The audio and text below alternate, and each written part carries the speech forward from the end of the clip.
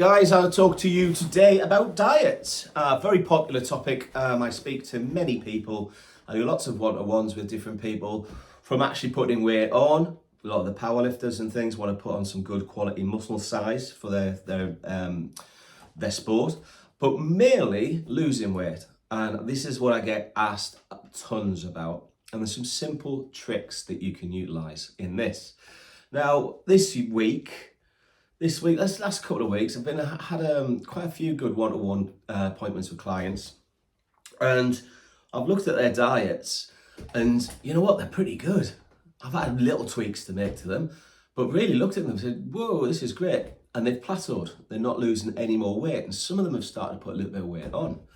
So when I do a one-to-one, it's exactly that. I'll ask a lot of questions. I'll treat each person as an individual. It's about them. It's not about here's a generic template, which we can do, and then you change that template to suit you, your lifestyle, stress levels. And that is one of the keys that I'm finding at the minute. A lot of people have got on a diet, but something in their lives causing them stress, sometimes anxiety. And you know what? That actually leads to mild depression in quite a lot of circumstances. And the thing that they tend to do is train harder, causes more physical stress on the body, and reduce calories. So you're not getting as much fuel and nutrients, and you're actually creating more stress. And this is what most people do. What I would suggest is get stress under control somehow. That might be 10, 15, 20 minutes of meditation. It might be doing the garden. It might be, I don't know, painting, what floats your boat. Something where your mind can just chill out and concentrate on something. Now, getting that is hard to do for some people. To switch their minds off for some people is virtually impossible. So let me tell you, when you get stressed, you create this little hormone called cortisol.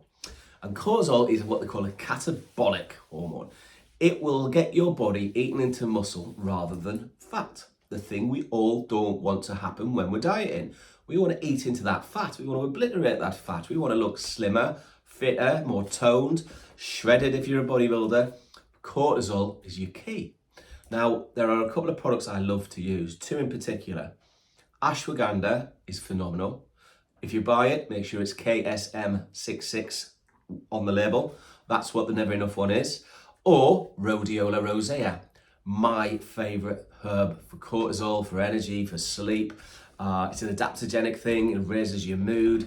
It's good for anxiety, but it suppresses cortisol. So try thinking about introducing one of those two products into your supplement regime if you're struggling with fat loss, but your life is stressful for whatever reason. That is a little key. They're not fat burners. They're actually suppressing that cortisol chemical in your body, which then is allowing your body to eat into body fat. It opens the doorways to fat burning. The other thing I would suggest is maybe play around with your diet. You know, maybe a lot of people tend to go quite higher protein, which is great, but they eliminate carbs altogether. Now, your body needs carbs to function. So, you know, if you go on a keto diet, do it for a short period of time, absolutely brilliant. It'll raise testosterone in men will get a good effect with it, but longer term, you're not getting those carbs, and you need that glycogen in your body for mental focus and other things, in my opinion. So what I would do is, from a high carb kind of diet through the day, protein diet through the day, introduce your carbs later on in the day, you know, after you've had a workout, after you've done some exercise. So if you're exercising in the morning, brilliant. Try and do it fasted, so don't eat before. Do your exercise, protein-rich foods through the day. Last meal of the day, get some carbs in there, you know, your spag balls, your rices and all that kind of thing. Last meal of the day. That will be beneficial for 99% of people, and they'll notice a great difference. They'll tighten up, the energy levels will be there, they'll sleep great, and they'll be burning much more fat, much more efficiently every day. But then, if you plateau on that and you're still quite not there, switch your regime around. Maybe go on to something called intermittent fasting. This is where we pick a time scale to eat. Now, a lot of people will just do that. I'll do the 12-4 because that's hardcore. 24, sorry. So the 24 is you don't eat for 20 hours of the day, and you have this window of 4 hours to eat in. Well, That's pretty hardcore and your body will get used to it. So what I would suggest is calorie cycling. It's intermittent fasted calorie cycling. So what you would do is, for example, 2 days a week, or let's go hardcore actually. 3 days a week, you have a 4-hour window in which you get your food in. And that doesn't mean cramming all your food in 4 hours. Eat something at the start of the 4 hours, eat maybe as a snack in between if you want, but then eat something at the end of the 4 hours. So you're eating 2 or possibly 3 times in that 4-hour period. Eat healthy, and you're doing that 3 times a week, okay? The other 3 times a week, do something like a 16-8. So you've now got a bit of a bigger window, 8 hours, in which you get your food in. And that again, 3, possibly 4 times in that window. Then that other day, you have a 12-12. 12 hours where you're fasting, but 12 hours where you're allowing your body to consume healthy foods again through the day over maybe a 4 or 5 small meal period. That is cycling the calories a little bit. One that I found works really good is actually you put 2 12 hours in there, 2 24s, and the rest is just a 16-8.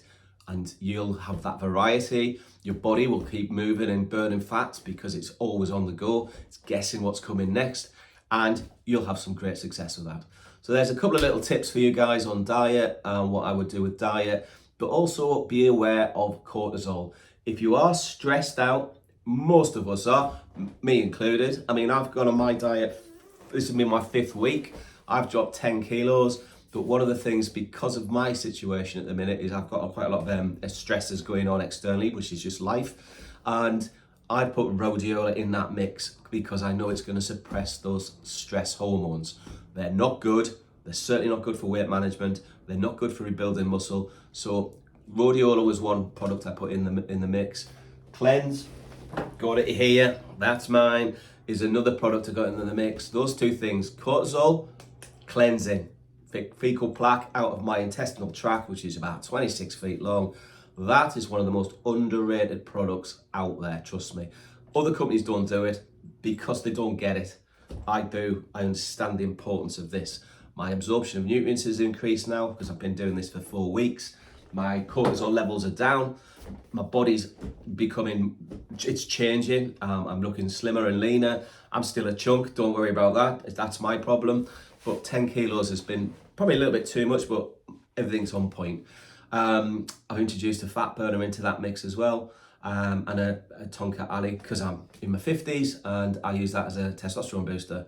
That little mix for me has been unbelievable, and I'm continuing to go on the right track.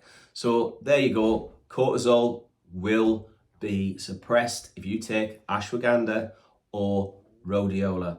It takes a little time to kick in, usually a week, but you start feeling the benefits. Then you'll know what I'm talking about in this video.